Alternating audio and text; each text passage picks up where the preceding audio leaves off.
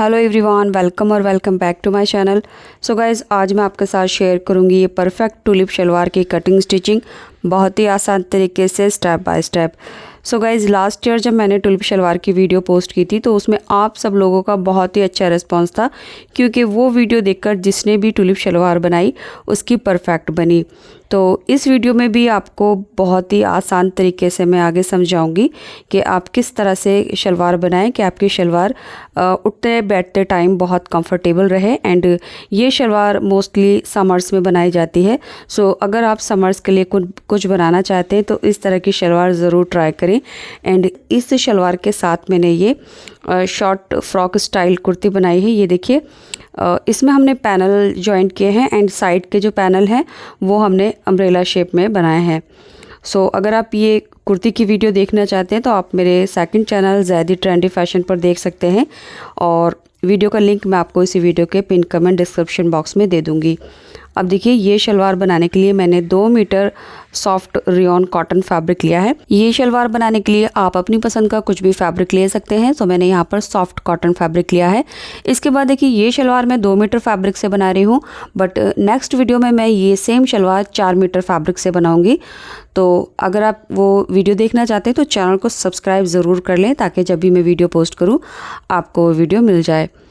अब शलवार पे जो हम लेस लगाएंगे तो यहाँ पर मैंने 3 मीटर ये कॉटन लेस ली है। आप अपनी चॉइस से किसी भी तरह की बारीक लेस ले सकते हैं। इसके बाद ये हमारी शलवार का मेजरमेंट है।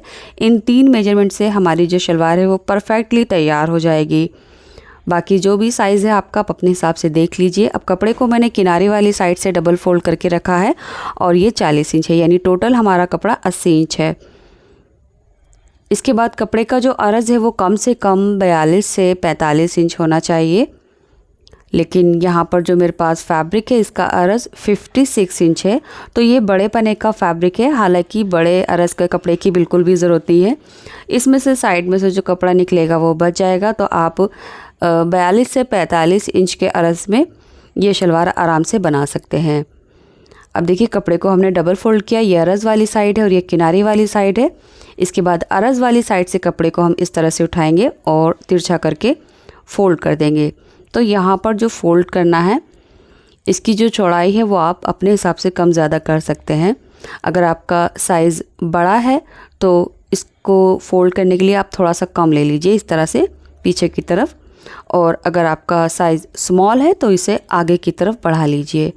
तो मैं 40 हिप के लिए बना रही हूँ, तो तकरीबन मैंने 17 इंच पर इसको इस तरह से फ़ोल्ड किया है। सो इस हिसाब से हमने फ़ोल्ड कर लेना है। अब किनारे वाली साइड से इसके ऊपर की तरफ फ़ोल्ड करना है, ये देखिए इस तरह से। और अब किनारे वाली साइड को हम बंद वाली साइड में बिल्कुल नहीं मिलाएंगे। यहाँ से हमने 3 इंच दूरी पर ये किनारे वाली साइड रखनी है, यहाँ से।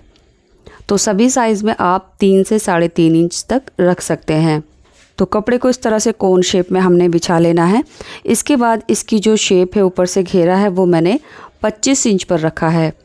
तो यहाँ से जो साइज़ है वो आप ये अंदर वाला जो कपड़ा है, अगर छोटा साइज़ है तो अंदर वाले कपड़े को आप आगे कर लीजिए। अगर आपका कप साइज़ बड़ा है तो इस वाले कपड़े को थोड़ा अंदर की तरफ कर लीजिए, यानी आपको घेरा कम ज़्यादा कर लेना है इसकी चौड़ाई को। तो यहाँ से मैंने सीधा मार्क कर लिया है। इसके बाद यहाँ से हम जो भी लेंथ है हमारे कपड़े की, उस लेंथ पर मार्क करेंगे। तो मैं 40 इंच लेंथ पर मार्क कर रही हूँ, क्योंकि कपड़ा जो था वो 2 मीटर था। तो यहाँ से गोलाई में हमने 40 इंच पर मार्क किया। अब इस सभी मार्क को हमने मिला लेना है इस तरह से। अब इस वाले मार्क से ऊपर की तरफ हम अपनी इलास्टिक यानी बेल्ट की चौड़ाई निकाल देंगे। तो यहाँ पर आप कम से कम 1.5 इंच और ज़्यादा से ज़्यादा 4 इंच तक बेल्ट बना सकते हैं, बट अगर आप 1.5-2 इंच की बेल्ट बनाएंगे तो ज़्यादा अच्छा रहेगा। तो यहाँ से मैं 1.5 इंच ऊपर निकाल रही हूँ, क्योंकि मेरी इलास्टिक की चौड़ाई 1.5 इंच है। अब नीचे की तरफ जो हमारी नॉर्मल रेगुलर शलवार की लेंथ होती है उसी पर मार्क करना है, एक्स्ट्रा कुछ भी नहीं लेना। जैसे मेरी नॉर्मल शलवार की लंबाई 37 इंच है, तो मैं 37 इंच पर मार्क कर रही हूँ। तैयार ये 36 इंच पर हो जाएगी, क्योंकि ये एंकल लेंथ शलवार है, ज़्यादा लंबी शलवार नहीं रखते। तो आप अपनी नॉर्मल लेंथ ही नाप कर इस पर रखिए, बाकी 1 इंच सिलने के बाद ये छोटी हो जाएगी। ऊपर की तरफ मैंने 1.5 इंच निकाल दिया है, ये देखिए। और अब हमने यहाँ से आगे की तरफ क्रॉच की चौड़ाई लेनी है। तो यहाँ से मैंने 2.5 इंच लिया है। इसके बाद क्रॉच की जो लंबाई है वो यहाँ से देखिए इस मार्क से ऊपर की तरफ पहले हम बेल्ट की चौड़ाई निकाल देंगे और क्रॉच की लंबाई ले लेंगे। तो मैं 13 इंच की क्रॉच की लंबाई ले रही हूँ। इसके बाद नीचे से आगे की तरफ हम 2 इंच लेंगे और इस मार्क को हम ऊपर की तरफ मिला देंगे। ये देखिए इस तरह से। क्रॉच की चौड़ाई के लिए ऊपर से हमने 2.5 इंच लिया है और नीचे से 2 इंच। अब यहाँ पर इस तरह से गोलाई दे देंगे और अब हमने इसकी कटिंग करनी है। गाइस क्रॉच की जो लंबाई है वो अपना हिप का फुट पार्ट प्लस 3 इंच करके ले लेंगे। इसके बाद इस मार्क पर हमने कट कर दिया है। जो बचा हुआ फैब्रिक है उसमें से हम बेल्ट बनाएंगे। अब ये वाला जो पॉइंट है ये बंद वाली साइड में हम ये सेंटर के नॉचेस लगा लेंगे। जब हम टुलिप की शेप सेट करेंगे तब ये हमारा यूज़फुल रहेगा। इसके बाद ये जो हमने लेयर बनाई है इसको ओपन करेंगे, यानी ये 4 फोल्ड है तो इसकी चारों लेयर को एक दूसरे के साथ इस तरह से मिलाएंगे। दोनों साइड से इसकी जो लंबाई है वो 40 इंच है। ये देखिए, तो ये तिकोना शेप में इस तरह से फोल्ड हो जाएगा। इस तरह से फोल्ड करके रख लेना है। यहाँ से ओपन साइड है जहाँ पर 4 लेयर हैं। अब हमने इसकी शेप देनी है नीचे से। तो ये वाली साइड जो है यहाँ पर हमारा क्रॉच है ऊपर की तरफ। ऊपर से मैंने 1.5 इंच निकाल दिया है। जो हमारी इलास्टिक की चौड़ाई है ये देखिए 1.5 इंच मैंने ऊपर निकाल दिया। और अब हमने यहाँ पर फिर से अपनी शलवार की लंबाई रखनी है, तो वही रखेंगे 37 इंच जितनी हमारी नॉर्मल शलवार की लंबाई होती है। बस यहाँ पर कुछ भी नहीं बढ़ाएंगे। इसके बाद इस वाले मार्क को आगे की तरफ इस तरह से गोलाई देते हुए मिलाएंगे ऐसे करके, और अब इसकी कटिंग कर लेंगे इस तरह से। ये गोलाई दे दी है और ये सेंटर का हम नॉच भी लगा लेंगे। इसके बाद यहाँ से हमने चेक करते हुए 7 से 8 इंच पर एक मार्क कर लेना है, या फिर आप चाहें तो ये चारों लेयर में नॉचेस भी लगा सकते हैं। तो 8 इंच की गोलाई पर हमने ये नॉचेस लगाए हैं। आप चाहें तो मार्क भी कर सकते हैं। तो मैंने चारों लेयर पर मार्क भी कर लिए हैं। ये देखिए। तो लीजिए, इसी के साथ शलवार की कटिंग कंप्लीट हो चुकी है। अब इसको ओपन कर लेंगे और जो हमने नॉचेस लगाए थे वहाँ पर मार्क भी कर सकते हैं आप। तो ये साइड में हमने बन साइड जो थी वहाँ पर नॉचेस लगाए थे, ये सेंटर का है। इसके बाद कपड़े को हमने इस तरह से रखा है। ये देखिए, इसकी जो रॉन्ग साइड है वो अंदर है अभी। अब सबसे पहले हमने इसकी ये जो किनारी है यहाँ पर 1/4 इंच फोल्ड करके सिलाई लगा लेनी है। दोनों पार्ट में हम इसी तरह से यहाँ तक सिलाई लगा लेंगे। तो यहाँ पर आप देख सकते हैं मैंने किनारी किनारी को फोल्ड करते हुए सिलाई लगाई है इस तरह से। अब इसमें से एक पार्ट हम हटा देंगे और ये जो नीचे वाला पार्ट है पहले हम इसको सीधा करके रखेंगे। इसके बाद दूसरा वाला पार्ट हमने इसके ऊपर रखना है रॉन्ग साइड में। ये जो क्रॉच है इस तरह से गोलाई में मिलाते हुए हमने सिलाई करनी है, आधा इंच का दबाव लेकर इस तरह से। ये देखिए, क्रॉच को हमने सिल लिया है। ये छोटी साइड है और ये हमारी बड़ी वाली साइड है। अब जो बड़ी वाली साइड है उसको हमने इस तरह से ओपन करना है। अब इसकी सीधी साइड अंदर चली गई है, रॉन्ग साइड बाहर की तरफ। दोनों के क्रॉच को इस तरह से आमने सामने मिलाकर रखेंगे। एंड जो हमने सेंटर के नॉचेस लगाए थे वहाँ पर ये मार्क कर रही हूँ मैं। ये देखिए, यहाँ से हम फोल्ड करेंगे। अब हमने नीचे जो हमारी टुलिप की शेप है उसकी सेटिंग भी करनी है और यहाँ पर हम लेस भी लगाएंगे। तो ऊपर की जो साइड है ये मैंने एक दूसरे के साथ स्टिच कर दिए हैं, बाद में हम इसको ओपन कर देंगे। इससे हमें आइडिया हो जाएगा हमें लेस नीचे वाले पार्ट में कहाँ तक लगानी है। देखिए, यहाँ तक लगानी है हमें, जो हमने मार्क किए थे 8 इंच पर। तो लेस को जो है वो हमने यहाँ से लगाना स्टार्ट करना है ऊपर से। ये वाला जो पार्ट है ये इसके ऊपर ओवरलैप रहेगा, तो यहाँ से हमने ये लेस को लगाना स्टार्ट करना है। लेस कुछ इस तरह से लीजिए जो डिज़ाइन है वो बाहर की तरफ निकले और उसकी जो किनारी है लेस की वो सिलाई में आ जाए। अब जो हमारी टुलिप की मोरी है इसमें इस तरह से घुमाते हुए हमने ये लेस को लगाना है। ये देखिए, ये सेंटर का मार्क है हमारा मोरी का। और उसके बाद अब हमने इस साइड में घूमना है और यहाँ से जो हमने 8 इंच का मार्क किया है ये वाला, यहाँ तक हमने कंप्लीट कर देना है।